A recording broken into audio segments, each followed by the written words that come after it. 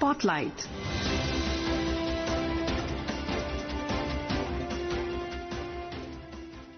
Good evening, listeners. Welcome to today's Spotlight. I am Sonu Sud, and today we will be discussing about strategic reforms to strengthen India's telecom security ecosystem. We have with us Satya Narain Gupta, former advisor, Telecom Regulatory Authority of India, TRAI. Welcome to the program, Mr. Gupta. Thank you. Mr. Gupta, Union Minister of Communications Jyotiraditya Scindia has announced a set of major strategic reforms by the Department of Telecommunications to strengthen India's telecom security ecosystem while significantly reducing compliance burden on industry. Before we go into what are these reforms and discuss specific benefits, I'd like to know from you, how do you see this approach of the government where they are relentlessly trying to strengthen a sector which is serving all 140 crore Indians by providing digital empowerment? This is a very good step, and it is a part of the process which started about 2 years back by the government, where they are doing it in a mission mode, that how to remove any hurdle in the growth of telecommunication in the country, so that communication, and it is not only voice but also data communication, become ubiquitous and nobody should be left behind. Actually, everyone should get connected. So for that, whatever challenges were there, whatever hurdles were there, those are getting removed, and especially on the policy front. Whatever government can do on the policy front, they have been doing towards ease of doing business, so that finally the telecom become totally kind of universal, from anywhere to anywhere, with everybody, for everybody, and whether voice, data or video. So this is one step in that vision of the government. Mr. Gupta, 3 major initiatives for the year 2026 have been announced to bolster national security while fostering a robust environment for the telecom industry. Now, the first one is the Pro-Tem Security Certification Scheme of the Department of Telecommunications. The term has been extended for 2 years, starting 1st January 2026. So, can you tell us what is this Pro-Tem Security Certification Scheme? What is its primary objective, and how will the extension help the telecom industry? This Pro-Tem certification scheme is basically an ad hoc, or what you will call it, a temporary scheme, which government does if they have less time to actually do the full analysis and take time in decision making. So they do it on a temporary basis. That is why the word Pro-Tem. And this was done earlier also, 2 years back. Now they have extended it for 2 more years. Mainly what they do is they give the, let us say, weightage to what we call self-certification. So suppose for a mobile telecom equipment, you have to get it done, ITSR test, what they call, from a private approved lab, actually, security testing lab. And if those labs are less and you take time to get it tested, and then there is a cost also of payment to that. So government does a temporary measure, this Pro-Tem, and they tell, okay, now you can give self-certification, and the more lab have to be created. Till that time, you can use the equipment or sell the equipment by self-certification if you are sure and you certify that it meets the security compliance of the government from the national security purpose. And then they encourage more and more labs. So that is what they have done in this Pro-Tem. They have encouraged more lab by reducing the registration fees of a security testing lab, and also they have increased the scope for the list of these Pro-Tem test. Actually, there are some equipment where you cannot do this Pro-Tem. It is not applicable to them. There is a list of equipment which is applicable to them. When government is sure that now this particular equipment will not be imported, it is mainly have started being made in India, especially these optical line termination equipment, 5G equipment, SMPs. So that is what the meaning of this Pro-Tem and the scope of this Pro-Tem certification scheme. So you feel that this pro-tem certification system is actually a very, very important tool to ensure that the business of the telecom companies is not disrupted and both the consumers and the telecom companies benefit without any delay in their work, in their production, in their manufacturing? Yes, exactly. Actually, it is a step in the direction of what you call deregulation or light regulation, just to put it right, from the government, so that the delays, what their earlier test compliances, what were there through that National Center of Communication Security, and then there was a regulation called Mandatory Testing and Certification of Telecom Equipment, MTCT framework. Under that, these operators were required to get the equipment, whatever they use in their network, tested through designated and approved lab of the telecom equipment. And there are not many labs like that, because setting up a lab is very capital incentive. So now government have done two things. One, they have put more equipment on this program where the self-certification is enough. Second, they have reduced the charges for setting up of a lab by 50%, especially if the lab is being set up by a startup, by a MSME, or by a women-led enterprise. So they have given a lot of, you can weigh how to reduce the cost and delays in these testing. So it's a very good step and it will go a long way in ease of doing business. So absolutely, there are the twin objectives which any government has for, especially in case of the telecom sector, ensuring security and providing efficient and quick service to customers. So this, what you have outlined, the testing laboratories, the kind of concessions which have been given, you feel that this will facilitate coming up of more laboratories and the security testing system, entire ecosystem in our country will become stronger and self-sufficient. Are we moving towards Atmanirbharta in this field also?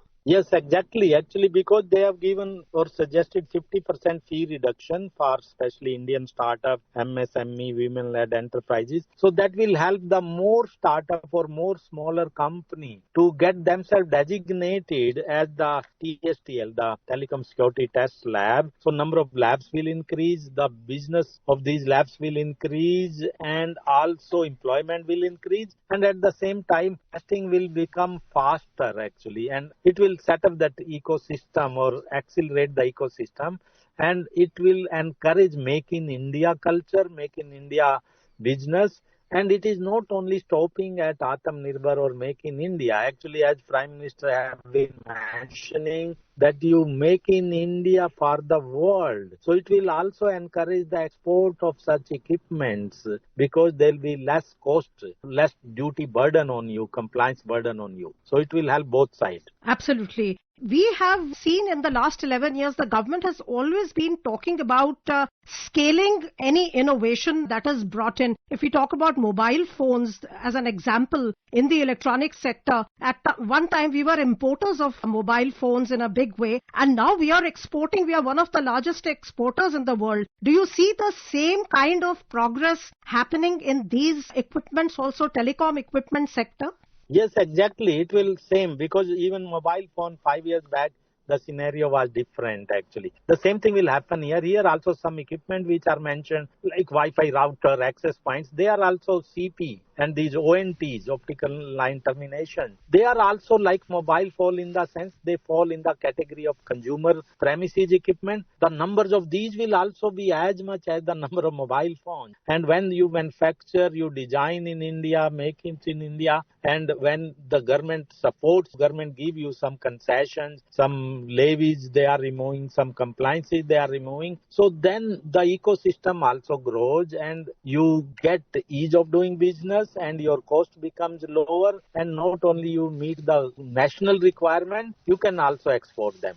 And the third very important announcement, very important reform, which was made by the Communications Minister, was that Department of Telecom will simplify Indian telecom security assurance requirement. It's our certification of optical network terminator devices. Can you tell us a little bit more about this? What is the advantage of simplifying the testing requirements? It is the same thing actually, it is a part of that program only. It is also there's some equipment. They have increased the scope of the equipments which were already under program, where there was a self-certification facility that you don't have to get it tested on a lab. You test it yourself in your lab and then certify that it meets the security guidelines. So the scope of that list they have increased by including these things also, like optical termination, 5G, SMP and any new equipment. So it is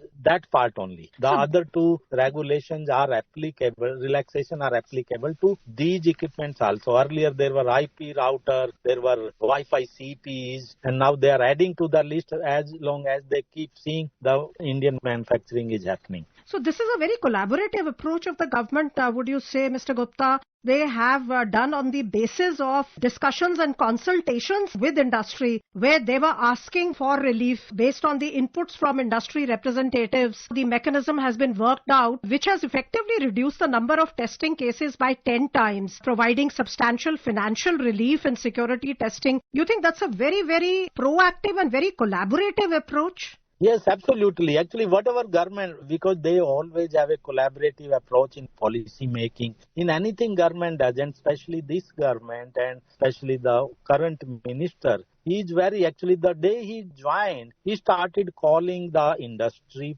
participants. He made lot of industry committee to consult, to collaborate, to listen to them and to solve their problem on consensus basis, on open discussion basis. So that approach have been the main characteristics of the working of this present government actually, and that is helping. That is always help. You cannot make any policy one-sided from top.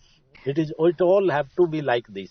As we were discussing, digital connectivity is something which has touched everybody. We saw during the trying times of COVID that when we were all confined to our homes, education did not get disrupted, work did not get disrupted, and it was because of digital connectivity. So you feel that in the coming times, with all these efforts of the government, we can hope that digital connectivity will become more and more stable, more and more strong, and more inclusive, reaching even the remotest corners of our country? Yes, that is what I've been mentioning. Though our country is now fully connected, we have more than 100 crore mobile phone users. But in rural India, 50% of the users are still 2G. That means they are voice only. They don't have data connectivity. They don't have internet. But with these policies, other than this also, the government is trying to take fiber to every village and also to take Wi-Fi to every village through that PM money, so that nobody is left unconnected with data also.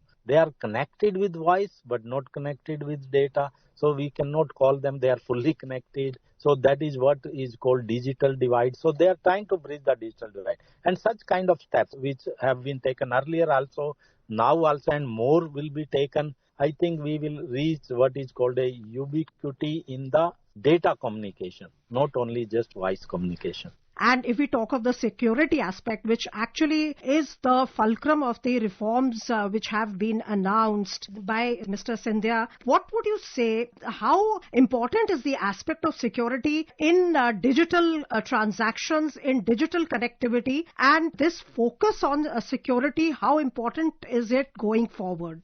No, that is of course no, let us say, brainer. The security is absolutely important. People security, data security, personal data. Government have brought that data, personal data protection bill also, and now guidelines have been issued. Then they have set up this National Center for Communication Security. So many steps have been taken by the government for protecting the data, protecting the consumer from frauds, and also national security. Lot of actually, you can say, frameworks are there. Lot of agencies are there which are working on this. Lot of awareness building is there. Lot of education is there. So I think everything, whatever they are doing in policy, in ease of doing business, the security of the user and of the nation is not bargained or not diluted or compromised. That goes without saying. Thank you so much, Mr. Gupta, for joining in and throwing light on the latest telecom reforms which are reinforcing India's position as a trusted telecom manufacturing and testing hub. Thank you. With this, it's a wrap-up on today's Spotlight. Thank you so much. Spotlight.